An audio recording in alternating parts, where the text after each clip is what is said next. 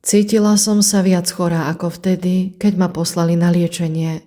V pľúcach mi veľmi chrčí a chrapčí a mám divné bolesti. Keď som prijala sväté príjmanie, sama neviem prečo, ako by ma niečo nabádalo k modlitbe. Začala som sa modliť takto.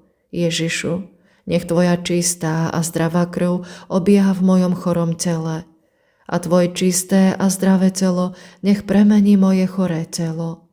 Nech sa vo mne rozprúdi zdravý a silný život, ak je to tvoja svätá vôľa, aby som sa pustila do tohto diela a uzdravenie bude pre mňa jasným znamením tvojej svätej vôle.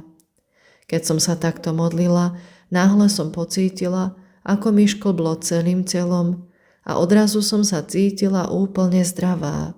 Dých mám čistý, ako by som nikdy nebola chorá na pľúca a necítim bolesť. Je to pre mňa znamenie, že sa mám pustiť do diela. Mária, spolu s tebou sa kláňame Ježišovej najdrahšej krvi a modlíme sa, aby sa božská krv tvojho milovaného syna stala svetlom pre všetky duše ponorené v temnote, útechou v bolestiach všetkých trpiacich, silou v slabosti všetkých v pokušeniach, odpustením hriechu aj tých najúbohejších hriešnikov a oporou v smrti všetkých zomierajúcich. Oroduj za nás, Matka čistej lásky, nech prilneme k Ježišovým ranám a sme uzdravení, očistení a premenení.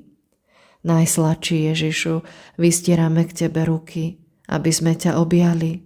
Božský Spasiteľ, urob prosím naše objatie takým mocným, že nás nebude môcť oddeliť žiadna ľudská sila.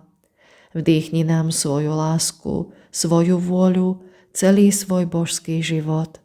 Ježišu, daj nám počuť svoje slová a daj, nech v nás ustavične zaznieva Tvoj hlas. Nech moc Tvojho slova zničí všetko, čo nie je Božia vôľa, všetko, čo nie je láska. Svätá Faustína, oroduj za nás spolu s celým nebom i s dušami v očistci, aby sme milovali Ježiša takou láskou, akou túži byť milovaný.